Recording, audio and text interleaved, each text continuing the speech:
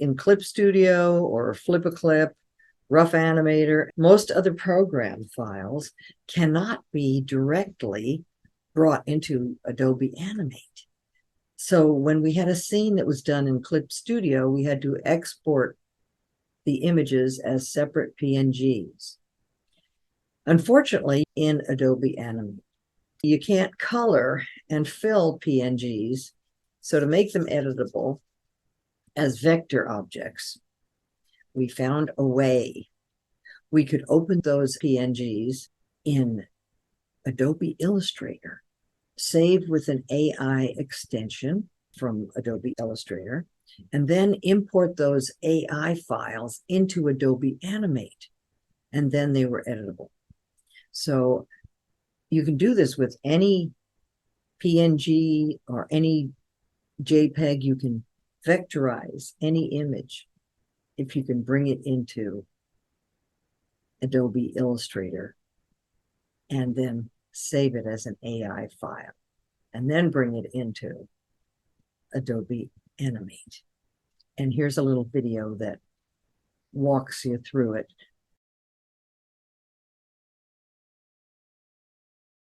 All we have to do is export this, and we go to File, Export Animation, and where it says Image Sequence,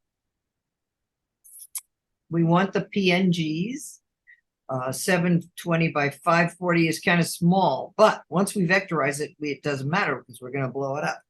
So we'll keep it at that frame, that output image size. So what I'm going to do is just hit OK and let's see what happens. But I want to tell it where to put it. So I go to the folder thing and I'm going to call it PNGs. Now we'll just put it in there and see what happens. Look what happens. As soon as we hit OK, bammo. Now it might already be done. Let's see. Sometimes it doesn't take long at all. Let's see if they're there. They're already there. Look at that. Now that we have these, all we have to do is close Clip Studio, quit, open Illustrator. Then I can open them up. Okay. Now, here's where I can go to open. They're all here. So all I'm going to do is ask it to open these. And they're all going to come in. I go to the window, and when you go to anything up in here, it says window. So if I look up here, window, the application frame is open, the control, and when that's selected and it shows, it becomes part of these tabs up here. Here's layers. You go to image trace. Oh, there it is right there. See image trace? Now, this image trace is magic. Image trace will take any image and turn it into vector. Once you click on something so that it's selected, then it's not grayed out anymore. Because when you deselect, it goes gray. When you click on it, it's there. Then you can hit trace, and look what happens. And if you didn't like the way that looked, whoops, let's get a little bit closer.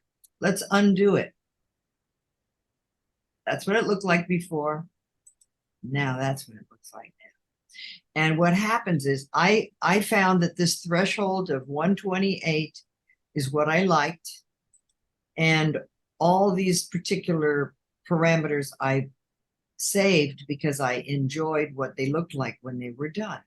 We wanted to create each one of these lines as a fill, not a stroke. So then all I have to do is save it. And I'm going to save it, but I have to save it as an AI. Because the thing that took me so long to find out was that Flash or Animate can import AI files from Adobe Illustrator. Why? Because Adobe Illustrator is vectorized too. All of Adobe Illustrator's images are all vectors. And so because they're vectors, they can be enlarged or shrunk down. That's why they're so perfect for designing logos and stuff like that that need to be blown up to the size of a building if they need. So let's save it as, AI. Ping the PNGs, and these will be the AIs. So I'll put it in there, and then I'll do this, and it says create, and I'll just leave the this what it is. Use compression, create PDF compatible file. I'm just going to leave it like that because that worked the last time. And now I can close this one because I've done it. And then I can just do the next one. Trace. Save as AI.